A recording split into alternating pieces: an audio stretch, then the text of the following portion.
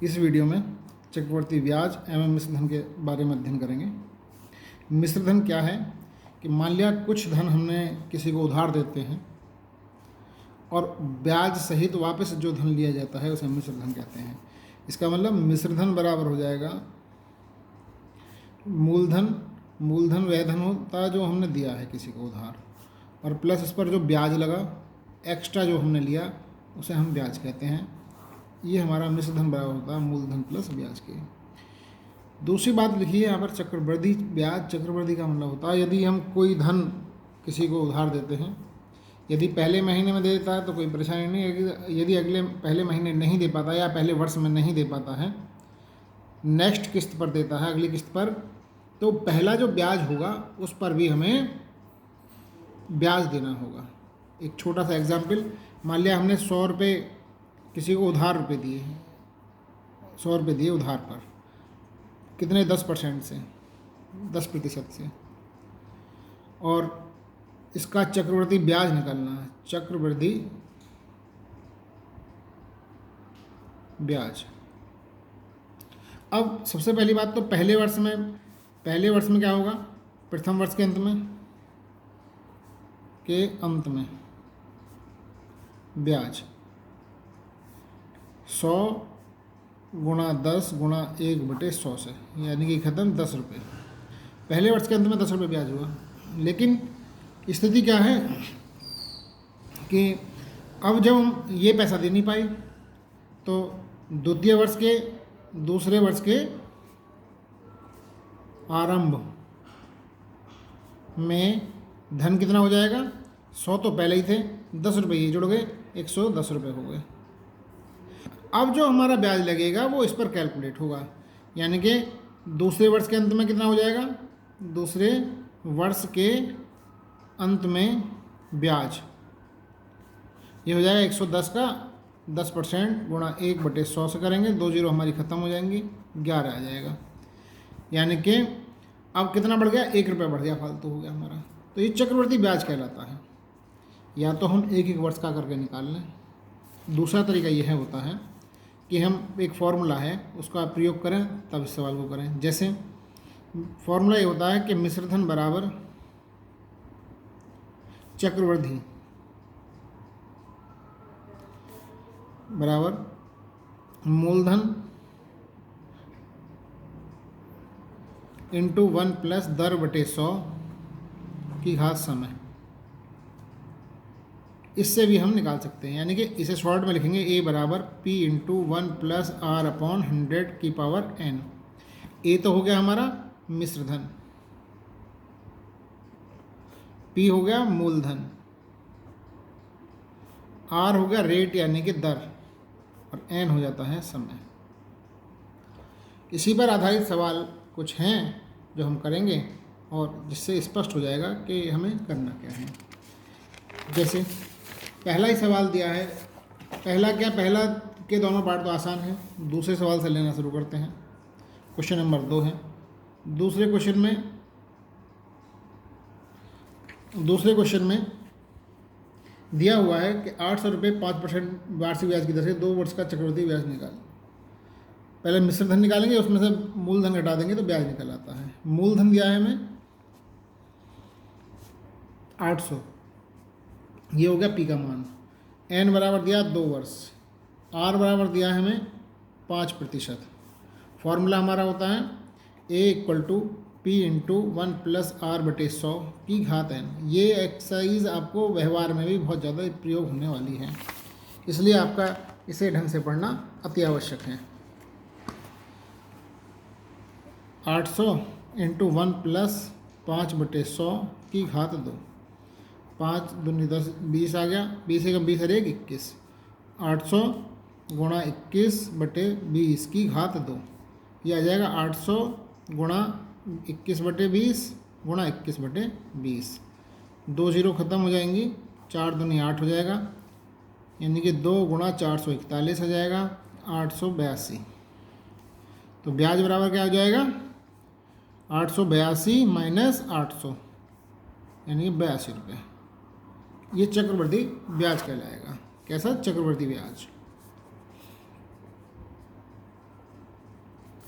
इसी प्रकार से हमें और सवाल करने हैं। देखिए बहुत आसान आसान सवाल है। क्वेश्चन नंबर 4 देखते हैं।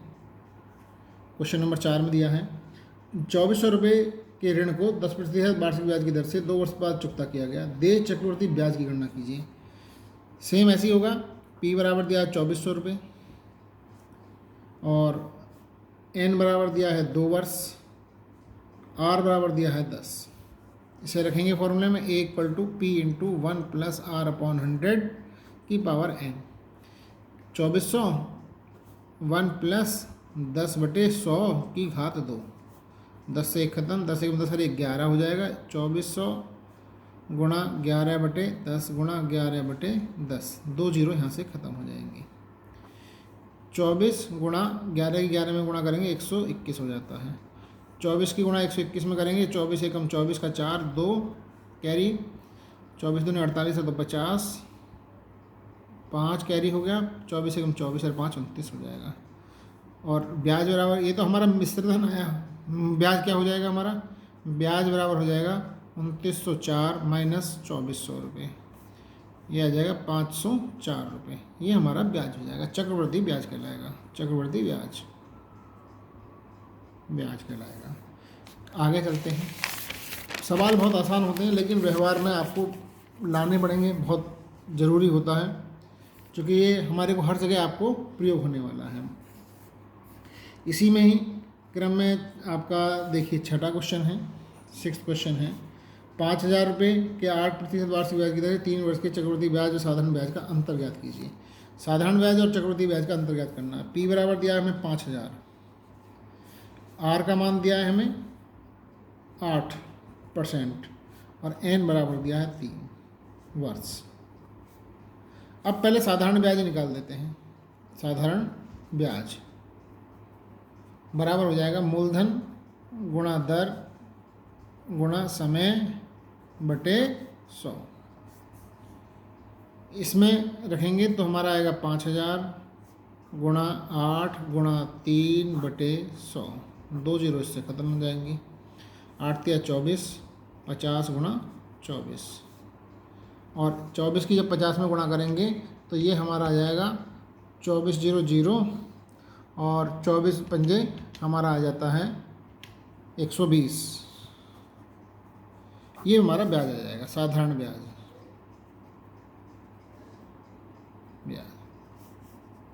अब चक्रवृद्धि ब्याज निकालना है। इसके लिए पहले मिश्रधन निकालना पड़ेगा। A इक्वल टू का आएगा P into 1 plus R upon 100 की पावर 3। 5000 इंटू 1 प्लस 8/100 की घात 3। इसको सिंपल करने के लिए आप बिना काटे करें 108/100 गुणा 108/100 गुणा 108/100। 3 जीरो तो हमारी ख़त्म हो जाती हैं यहाँ से। अब इनकी गुणा कर लेंगे। 5 8 40, 540 तो ये आ गया, गुणा बटे में आएगा 1000 और 108 की गुणा 108 में कर लेते हैं तो हमारे को आएगा